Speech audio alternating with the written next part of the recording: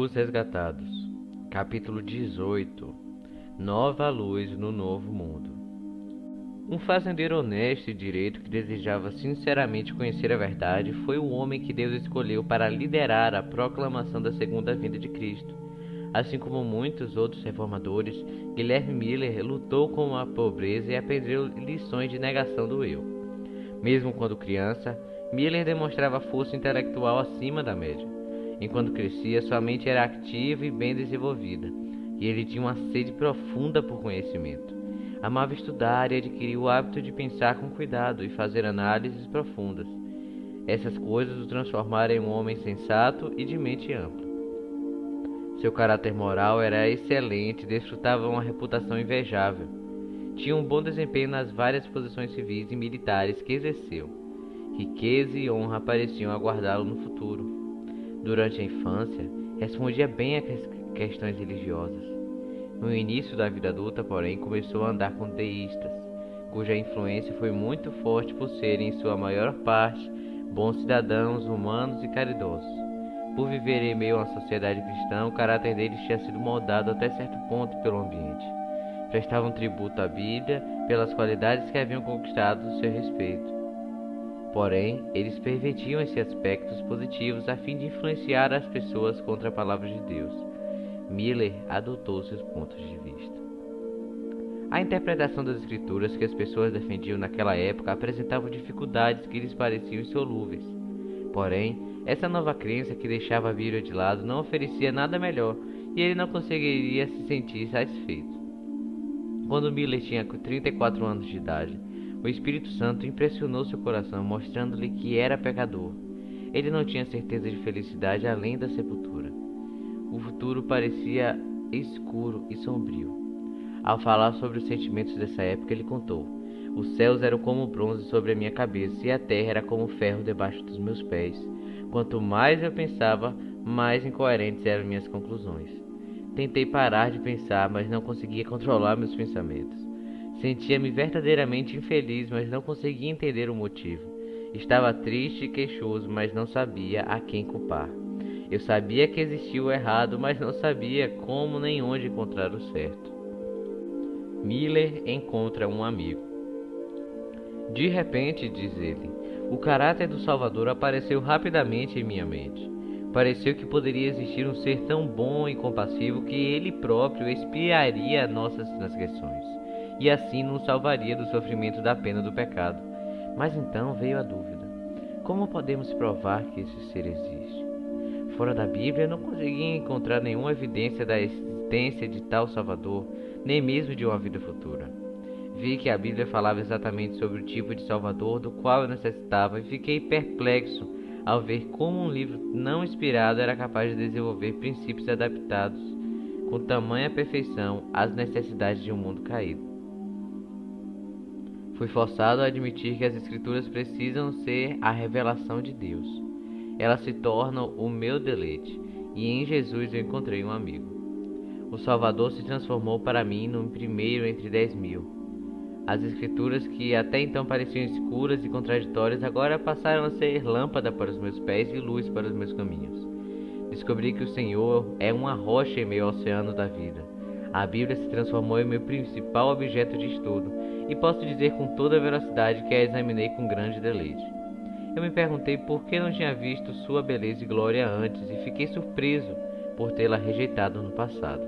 Perdi todo o desejo de ler outras coisas e dediquei o meu coração a obter sabedoria da parte de Deus. Miller declarou publicamente sua fé, mas seus amigos descrentes apareceram com todo tipo de argumentos que ele próprio tantas vezes havia usado contra as Escrituras. Miller racionou que se a Bíblia é a revelação de Deus, então ela deveria ser consistente consigo mesmo. Resolveu estudar as Escrituras e ver se cada aparente contradição podia encontrar harmonia. Deixando os comentários de lado, comparou texto com texto, com o auxílio das referências às margens e de uma concordância. Começando com Gênesis, leu versículo por versículo. Quando encontrava qualquer coisa que não estivesse clara, ele comparava com todas as outras passagens que pareciam se referir ao assunto. Permitia que cada palavra tivesse sua influência sobre o texto. Assim, sempre que chegava em um trecho difícil de compreender, encontrava uma explicação em alguma outra parte das Escrituras. Enquanto estudava, orava com fervor para que Deus iluminasse a sua mente, e então vivenciou a verdade das palavras do salmista. A explicação das tuas palavras ilumina e dá discernimento aos inexperientes. Com intenso interesse, ele estudou Daniel e Apocalipse e descobriu que era possível entender os símbolos proféticos. Viu que todos os variados símbolos, cada metáfora, ilustração, etc., podiam ser explicados pelo contexto imediato ou definidos em outros textos bíblicos, e assim entendidos de maneira literal. Encontrou elo após elo da corrente da verdade, recompensando os seus esforços. Passo a passo, descobriu o significado das grandes profecias bíblicas. Anjos do céu guiavam a sua mente. Ele ficou satisfeito ao perceber que a palavra de Deus não ensinava o ponto de vista popular de um milênio terreno antes do fim do mundo. Essa doutrina, que aponta para 1000 anos de justiça e paz antes da vinda do Senhor, é contrária aos ensinos de Cristo e de seus apóstolos, os quais declaram que o joio e o trigo cresceriam juntos até a colheita, o fim do mundo, e que os perversos e impostores irão de mal a pior. A vinda pessoal de Cristo. A igreja da época dos apóstolos não ensinava que o mundo se converteria e Cristo reinaria apenas espiritualmente. Os cristãos não acreditavam de modo geral dessa maneira até o início do século XVIII. Essa doutrina ensinava as pessoas a esperar a vinda do Senhor no futuro muito distante e impedia que percebessem os sinais anunciando sua aproximação.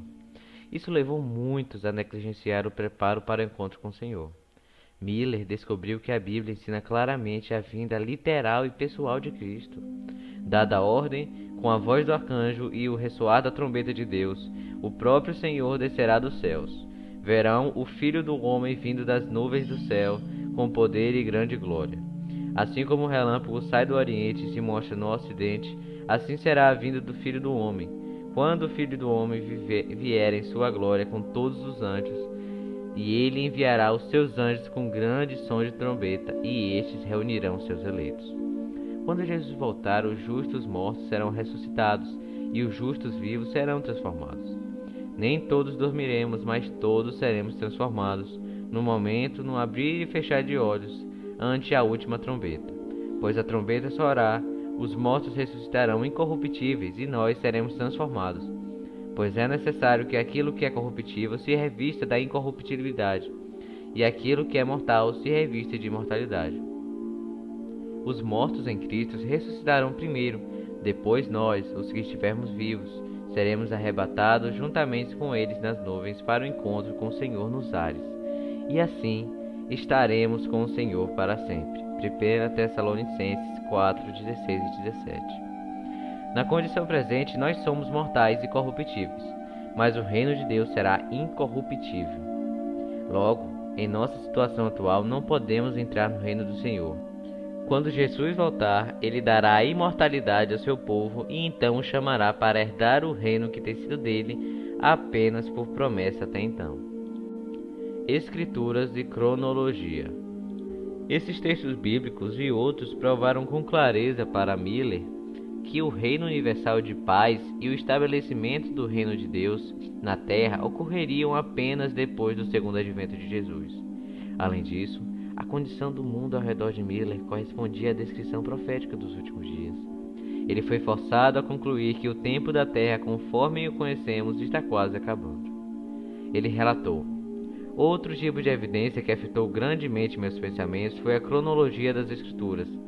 Descobri que os acontecimentos preditos que haviam se cumprido no passado com frequência ocorriam dentro de certo tempo determinado.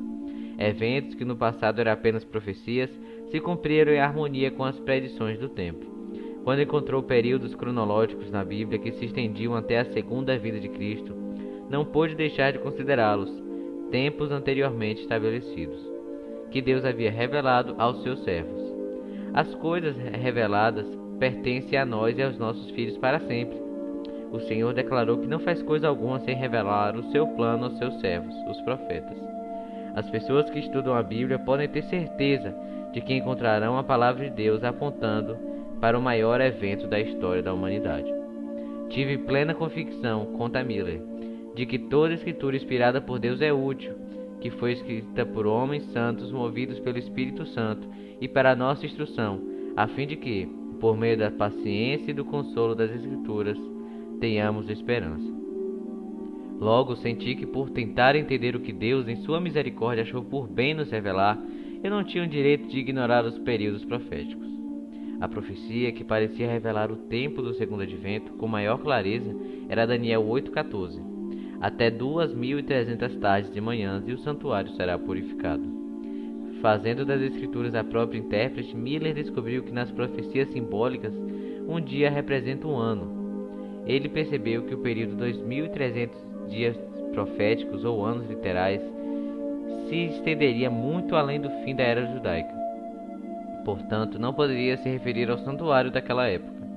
Miller aceitou o ponto de vista defendido por muitos de que na era cristã a terra é o santuário. Então ele chegou à conclusão de que a purificação do santuário em Daniel 8,14 representava a purificação da terra pelo fogo da segunda vinda de Cristo. Miller concluiu ainda que, se conseguisse encontrar a data de partida correta das 2.300 tardes e manhãs, o momento do segundo advento seria revelado.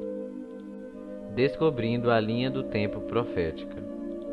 Miller continuou a examinar as profecias, dedicando noites e dias inteiros ao estudo do que então lhe parecia muito importante. No 8º capítulo de Daniel, ele não conseguia encontrar nenhuma pista quanto ao ponto de início das 2.300 tardes e manhãs. O anjo Gabriel, embora tenha recebido a ordem de fazer Daniel entender a visão, só lhe deu uma explicação parcial. Quando a terrível perseguição que sobreviria à igreja foi revelada ao profeta, ele não conseguiu suportar tudo. Daniel ficou exausto e doente por vários dias. Fiquei exausto e assustado com a visão. Conta. Estavam além da compreensão humana. Daniel 8:27. No entanto, Deus dissera ao anjo: dê a esse homem o significado da visão. Em obediência, o anjo retornou a Daniel dizendo: agora vim para dar-lhe percepção e entendimento. Por isso, preste atenção à mensagem para entender a visão.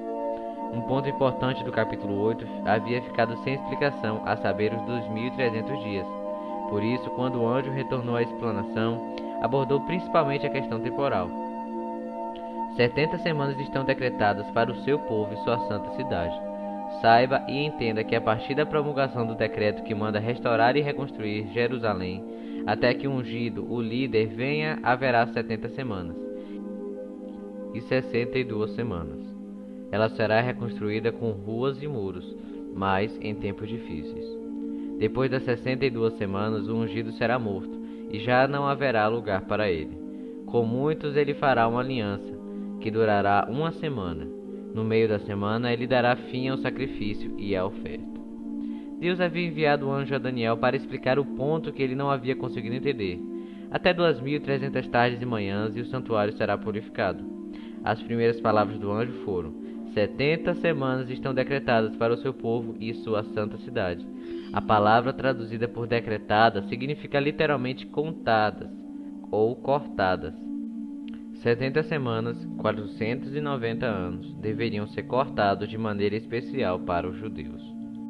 Dois períodos temporais que começam juntos. Do que elas seriam cortadas? Como as 2.300 tardes e manhãs são o único período temporal mencionado no capítulo 8, as 70 semanas precisam fazer parte dos 2.300 dias. Os dois períodos precisam começar juntos, e as 70 semanas iniciam a partir da promulgação do decreto que manda restaurar e reconstruir Jerusalém. Se a data dessa ordem fosse encontrada, então se saberia o ponto de início das 2.300 tardes e manhãs. No capítulo 7 de Esdras, encontramos o decreto promulgado por Artaxerxes, rei da Pérsia, em 457 a.C. 3 reis desempenham um papel em emitir e completar o decreto, levando-o à conclusão exigida pela profecia, para marcar o início dos 2.300 anos. Tomando o ano 457 a.C., quando o decreto foi completo, como a data de sua promulgação, todos os pontos da profecia de 70 semanas haviam se cumprido com clareza. A partir da promulgação do decreto que manda restaurar e reconstruir Jerusalém, até que o ungido, o príncipe, venha, haverá 7 semanas e 62 semanas. ou seja, 69 semanas ou 483 anos. O decreto de Artaxerxes entrou em vigor no outono de 457 a.C. A partir dessa data, 483 anos se estenderam até o outono de 27 d.C. Nesse momento, a profecia se cumpriu. No outono de 27 a.C., Cristo foi batizado por João e recebeu a unção do Espírito. Após o batismo, ele foi para a Galiléia proclamando as boas novas de Deus. O tempo é chegado, dizia ele. O Evangelho é levado ao mundo.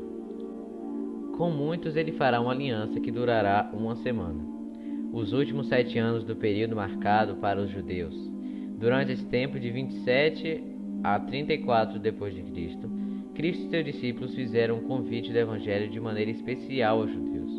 A instrução do Salvador aos apóstolos foi: não se dirijam aos gentios, nem entrem em cidade alguma dos samaritanos. Antes, dirijam-se às ovelhas perdidas de Israel. No meio da semana, ele dará fim ao sacrifício e à oferta. Em 31 d.C., 3 anos e meio após seu batismo, nosso Senhor foi crucificado. Com o grande sacrifício oferecido no Calvário, o símbolo se cumpriu. Todos os sacrifícios e todas as ofertas do sistema cerimonial chegariam ao fim. Os 490 anos dados aos judeus terminaram em 34 d.C. Daquela época, por meio das ações do Sinédrio judaico, a nação selou a rejeição do Evangelho, matando Estevão e perseguindo os seguidores de Cristo. Então, a mensagem de salvação foi além do povo escolhido para o mundo inteiro. Os discípulos, forçados a fugir de Jerusalém por causa da perseguição, pregavam a palavra por onde quer que fosse. Até aqui, todos os pontos da profecia se cumpriram de maneira extraordinária. O início das 70 semanas foi estabelecido sem sombra de dúvida em 457 a.C. e o período terminou em 34 d.C. Como as 70 semanas, 490 anos foram cortados das 2.300 tardes e manhãs, restaram 1.810 dias. A partir de 34 d.C., 1.810 anos se estendem até 1844. Logo, os 2.300 dias de Daniel 8,14 terminariam em 1844. Ao fim desse grande período profético, aconteceria a purificação do santuário, que quase todos acreditavam que aconteceria durante o segundo advento. Conclusão surpreendente. A princípio, Miller não fazia ideia de que chegaria à conclusão que estava diante dele. Ele mal conseguiria crer nos resultados de sua investigação. No entanto, as evidências das Escrituras eram claras demais para serem ignoradas. Em 1818, chegou à solene conclusão de que, em cerca de 25 anos, Cristo voltaria para resgatar seu povo. Miller conta: nem preciso mencionar a alegria que encheu o meu coração diante dessa alegre perspectiva, nem como ansiei profundamente participar do júbilo dos remidos. Ah, como a verdade pareceu brilhante e gloriosa! Então surgiu com toda a força o questionamento dentro de mim em relação ao meu dever quanto ao mundo, levando em conta as evidências que haviam mexido tanto com minha mente. Ele não conseguia deixar de sentir que tinha o dever de levar aos outros a luz que havia recebido. Esperava enfrentar a oposição dos descrentes, mas tinha confiança de que todos os cristãos se alegrariam na esperança do encontro com o Salvador. Ainda assim, hesitou em apresentar a esperança do glorioso livramento, esperando para um momento tão breve, temeroso de estar errado e iludir os outros. Isso o levou a revisar as evidências e a analisar com cuidado todas as objeções que conseguiam imaginar. Após fazer isso, por 5 anos teve a convicção de que seu ponto de vista estava correto. Vá e conte ao mundo. Ele conta: enquanto eu prosseguia em minhas atividades cotidianas, não parava de ecoar em meus ouvidos: vá e conte ao mundo do perigo que corre. Esse texto vinha constantemente à minha lembrança. Quando eu disse ao ímpio que é certo que ele morrerá e você não falar para dissuadi-lo de seus caminhos, aquele ímpio morrerá por sua iniquidade, mas eu considerarei você responsável pela morte dele. Eu sentia que se os ímpios fossem advertidos de maneira eficaz, grande número se arrependeria.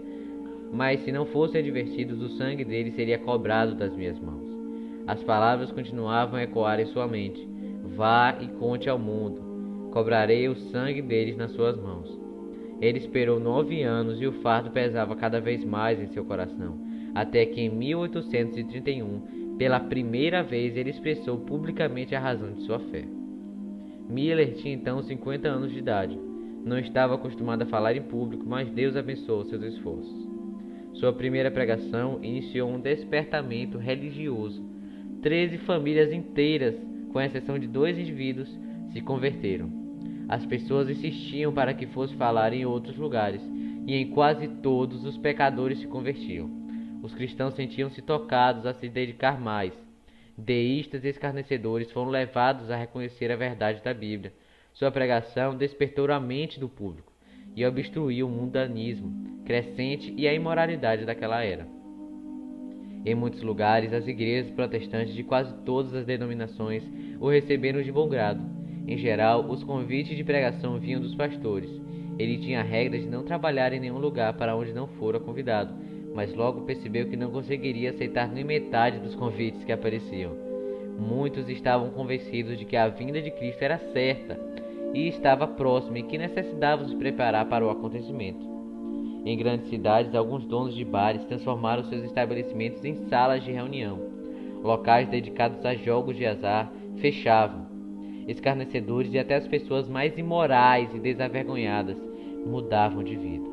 As mais variadas denominações marcavam cultos de oração quase de hora em hora, com homens de negócios se reunindo ao meio-dia para louvor e oração. Não houve empolgação extravagante. A obra de Miller, assim como a dos primeiros reformadores, tendia a convencer o entendimento das pessoas e despertar a consciência em vez de meramente incitar as emoções. Em 1833, Miller ganhou licença de pregação na Igreja Batista. Grande número de ministros da denominação aprovavam sua obra e ele prosseguiu com seus esforços com apoio formal da parte deles. Viajava e pregava sem parar, sem nunca receber o suficiente para cobrir os gastos da viagem aos locais para onde era convidado. Por isso, a pregação cobrou um preço alto de suas finanças pessoais. As estrelas cairão do céu.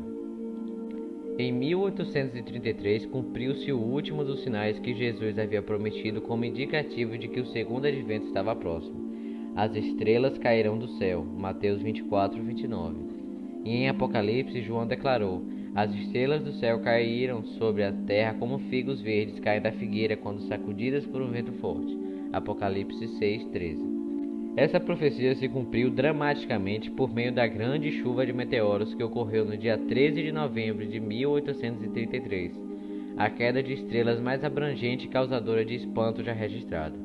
Nunca caiu uma chuva mais pesada do que os meteoros sobre a Terra. Leste, oeste, norte e sul. Era tudo igual. Em poucas palavras, o céu inteiro parecia em movimento. Das 2 da manhã até ser dia claro, com o céu perfeitamente sereno e sem nuvens, um jogar constante de luzes deslumbrantemente brilhantes continuou por todo o céu. Parecia que todos os corpos celestes haviam se unido em um ponto, quase que acima de nossa cabeça, e estivessem caindo ao mesmo tempo, com a velocidade de um raio, em todas as partes do horizonte. Ainda assim, as estrelas não se esgotavam. Milhares rapidamente seguiam os rastros de milhares, como se houvessem sido criadas para aquela ocasião. Seria impossível ver um comprimento mais adequado da imagem da figueira deixando cair os figos quando balançada por um forte vento. No Journal of Commerce, Jornal do Comércio de Nova York, publicado em 14 de novembro de 1833, saiu um longo artigo referente a esse acontecimento. Nenhum filósofo ou erudito já registrou um evento suposto, como da manhã de ontem. Um profeta o predisse há 1800 anos, com exatidão, se nós dermos ao trabalho de compreender a queda das estrelas, no único sentido em que pode ser literalmente verdadeiro. Assim, o último sinal da vinda de Cristo se cumpriu daqueles que ele havia mencionado aos discípulos. Assim também, quando virem todas essas coisas, saibam que ele está próximo às portas. Mateus 24, 33. Muitos dos que testemunharam a queda das estrelas entenderam do que se tratava. Em 1840, outro cumprimento notável das profecias atraiu a atenção de muitos.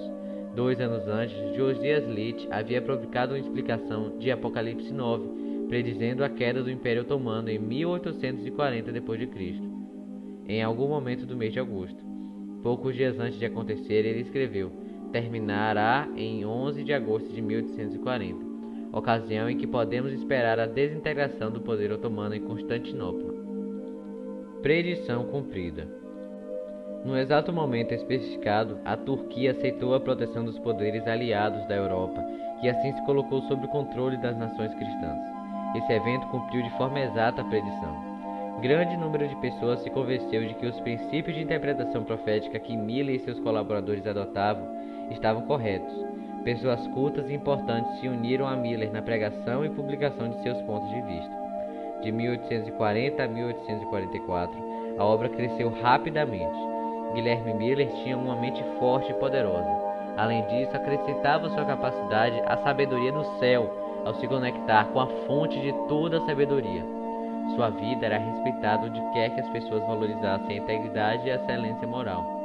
Com humildade cristã, ele era atencioso e bondoso com todos, pronto para ouvir os outros e levar em conta seus argumentos. Testava todas as teorias pela palavra de Deus. Essa argumentação sensata e seu conhecimento das Escrituras o tornavam capaz de refutar os erros. No entanto, assim como os primeiros reformadores também descobriram, os líderes religiosos populares não aceitaram as verdades que ele apresentava. Como esses homens não eram capazes de provar seus pontos de vista por meio das Escrituras, recorriam a doutrinas humanas, às tradições dos pais. Entretanto, a palavra de Deus era o único testemunho para que os pregadores da verdade do advento aceitavam. Seus oponentes utilizavam zombaria e escárnio para colocar em descrédito aqueles que aguardavam com alegria o retorno de seu Senhor e tentavam não apenas ter uma vida santa, mas apenas e também preparar os outros para a sua vinda. Os caluniadores faziam parecer pecado estudar as profecias da vinda de Cristo e do fim do mundo. Dessa maneira, os ministros populares minavam a fé na palavra de Deus. Seus ensinos levavam as pessoas a rejeitar o Senhor, e muitos se sentiam livres para condescender com desejos mundanos. Então, os autores desse mal colocavam toda a culpa nos adventistas. Enquanto Miller atraía multidões de ouvintes inteligentes, a empresa religiosa quase não mencionava seu nome, a não ser para ridicularizá-lo ou condená-lo.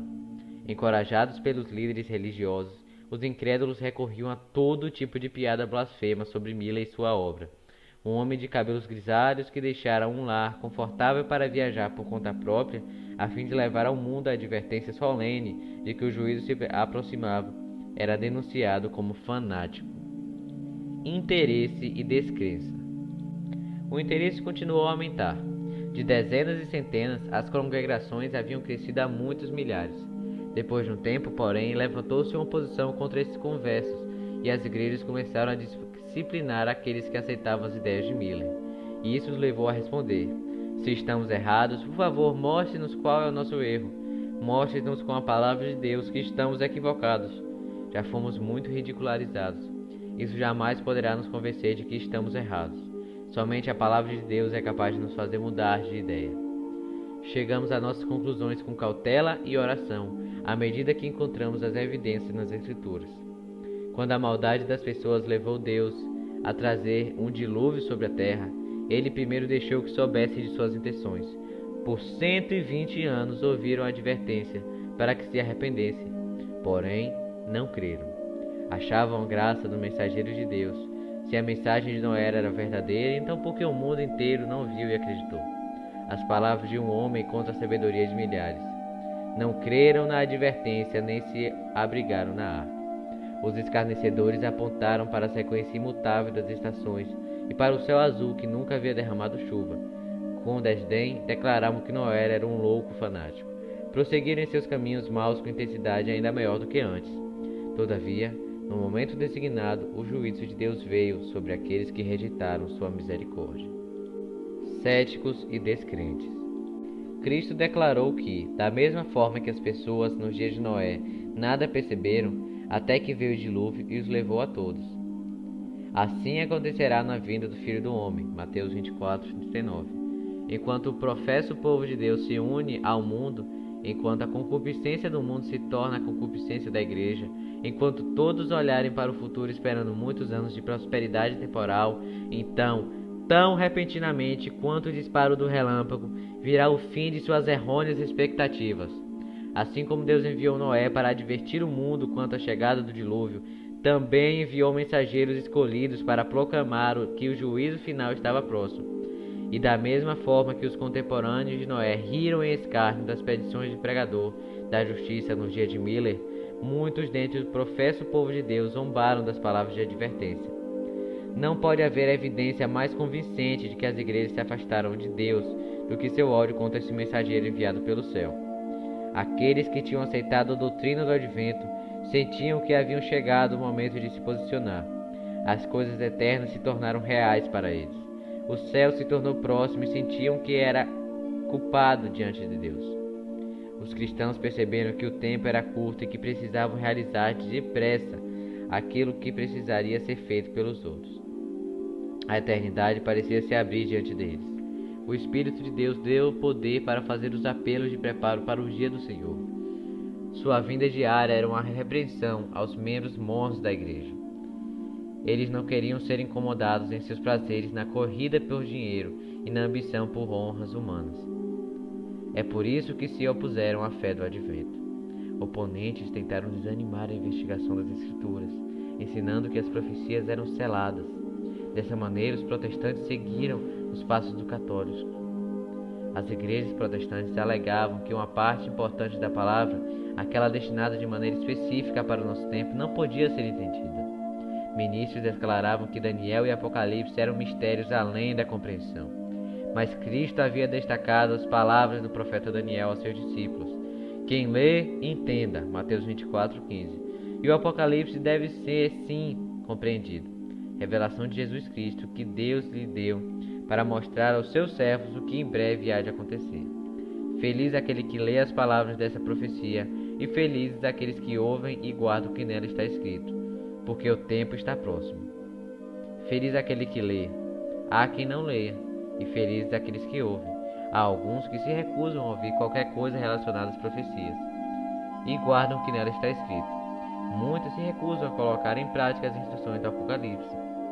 Nenhum desses pode marcar e clamar para si as bênçãos prometidas. Como alguém ousa ensinar que o Apocalipse está além da compreensão humana? Trata-se de um mistério revelado, de um livro aberto. O Apocalipse dirige a mente para Daniel. Ambos apresentam instruções importantes acerca dos acontecimentos do fim da história desse mundo. João viu os perigos, os conflitos e o livramento final do povo de Deus. Ele registrou as mensagens finais que devem amadurecer a seara da terra. Sejam os feitos para o celeiro celestial ou para o fogo da destruição, a fim de que os que se voltassem do erro para a verdade pudessem ser instruídos em relação aos perigos e conflitos que estariam diante deles. Por que então há tanta ignorância em relação a essa parte importante dos escritos sagrados? Isso é resultado de esforços deliberados feitos pelo príncipe das trevas para esconder das pessoas as partes da Bíblia que revelam seus enganos. Por esse motivo, Cristo, o revelador, prevendo a batalha contra o Apocalipse, pronunciou uma bênção sobre todo aquele que lê, ouvir e guardar a profecia.